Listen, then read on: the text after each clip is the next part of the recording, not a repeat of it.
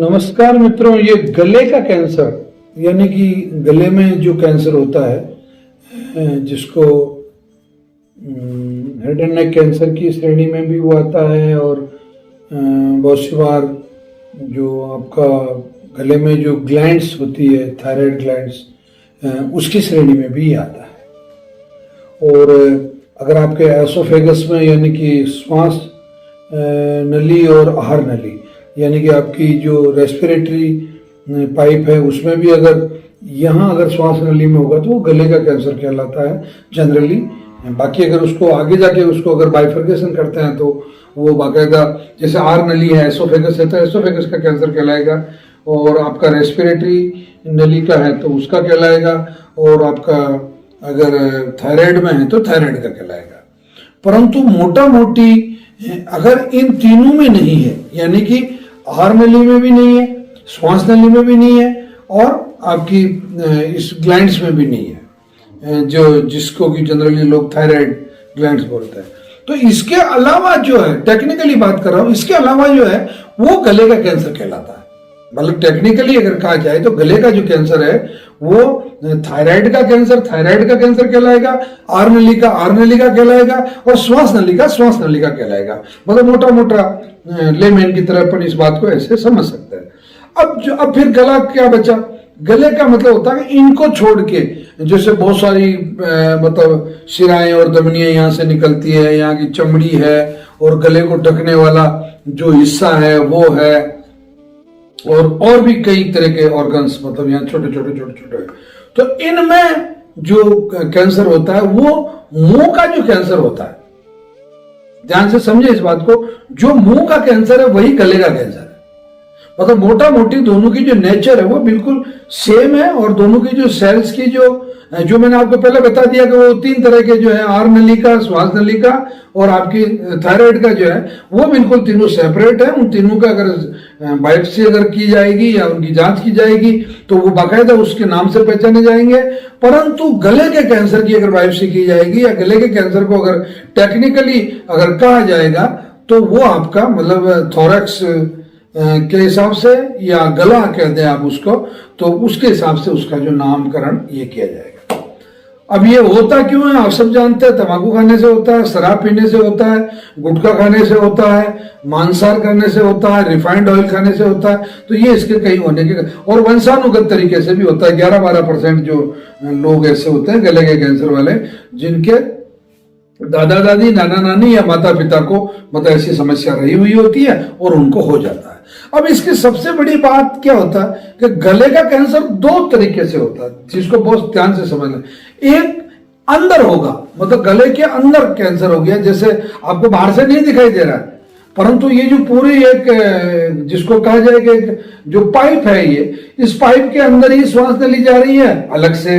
इस पाइप के अंदर ही भोजन की नली जा रही है अलग से, और इस पाइप के बिल्कुल अंदर किनारे पे मतलब बिल्कुल तितलियों की तरह तो छोटी छोटी थायराइड ग्लैंड्स है, वो भी आपको वो उसके पंख दिखाई दे रहे हैं। परंतु इसके अलावा जो बचा हुआ हिस्सा है उस हिस्से के अंदर अगर मान लो कैंसर होता है तो वो गले के अंदर का कैंसर कहलाएगा, और बाहर की तरफ जो ये हिस्सा जैसा आप देख रहे हैं ये जो हिस्सा दिखता है आपको पीछे भी,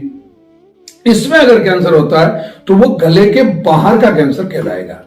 अब बहुत सी बार क्या होता है कि गले के अंदर जो कैंसर होता है, जो गांठ बनती है, जो ट्यूमर बनती है, वो आपका श्वास नली को दबाने लग जाती है तो आपको श्वास में तकलीफ होती है। अब उसमें डाउट ये होता है कि ये कैंसर कहीं फेफड़े में तो नहीं हो गया, मतलब श्वास लेने में तकलीफ हो रही, या आहार नली को दबाते हैं तो ये होता है कि ये कहीं आमाशय में तो नहीं हो गया, या खाना आगे ही नहीं जा रहा है,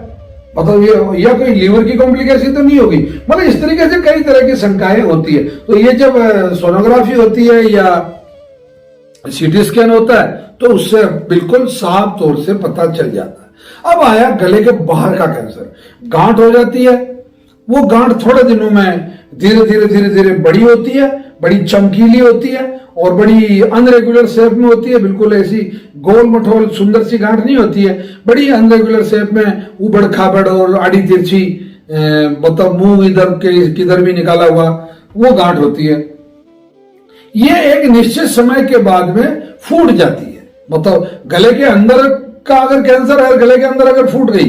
तो समझिए बहुत मतलब खतरनाक काम हो जाता है, क्योंकि वो सीधा वो जो कैंसर का जो पानी है या कैंसर का जो अपशिष्ट है, जो गंदगी है, वो सीधा आपके आमाशय में चली जाती है और आमाशय से फिर आपकी छोटी आंत, बड़ी आंत, उधर इसकी काफी गंदगी फैल जाती है। अब बाहर की जो गांठ होती है, वो अगर गांठ फूट जाए तो श्री नवग्रह आश्रम से गांठ घाव के नाम से एक औषधि दी जाती है, जो कि देसी घी में और एलोवेरा में और इनके साथ में उसे बनाया जाता है, वो काम में ली जाती है। और इसके लिए आश्रम पर आपको जो दूसरी जो औषधियां दी जाती है, कैंसर किट है, कैंसर कीमो है, रक्त शोधन है, अगर दर्द ज्यादा है तो दर्द है, ये सब औषधियां आपको नवग्रह आश्रम से दी जाती है। तो मैं आपको इस वीडियो के माध्यम से ये बहुत स्पष्ट कर चुका हूं कि ये एक ही प्रकार के कई तरह के कैंसर हैं, जो कि गले के कैंसर नहीं है, परंतु गले के जो कैंसर है वो कहाँ होते हैं ये आप समझ चुके हैं। अब आते हैं अपन इसकी चिकित्सा पर। तो गले का जो कैंसर है उसकी चिकित्सा बहुत आसानी से की जा सकती है। शनिवार और रविवार को श्री नवग्रह आश्रम सेवा संस्थान पर कैंसर की क्लास होती है 8 बजे। आपको 6, साढ़े 6 बजे तक आश्रम पहुंच जाना होता है और 8 बजे हमारी क्लास होती है और 10-11 बजे तक हम आपको औषधि देके निवृत्त कर देते हैं। कैंसर पेशेंट को आना बिल्कुल आवश्यक नहीं है। अगर वो आने की स्थिति में है तो उसे लाना चाहिए, और अगर नहीं है तो परिवार का कोई भी सदस्य शनिवार अथवा रविवार को प्रातःकाल 6:30 बजे तक कैंसर के लिए आ जाए। इसके अलावा किडनी, डायबिटीज और लीवर जैसी कई और भी बीमारियों का जो परामर्श है या औषधियां है वो श्री नवग्रह आश्रम से दी जाती है। तो अतः आप मेरा एक अनुरोध है आपसे, अगर ये चैनल आपने सब्सक्राइब नहीं किया तो सब्सक्राइब कर लें, और ये वीडियो अगर आपने किसी को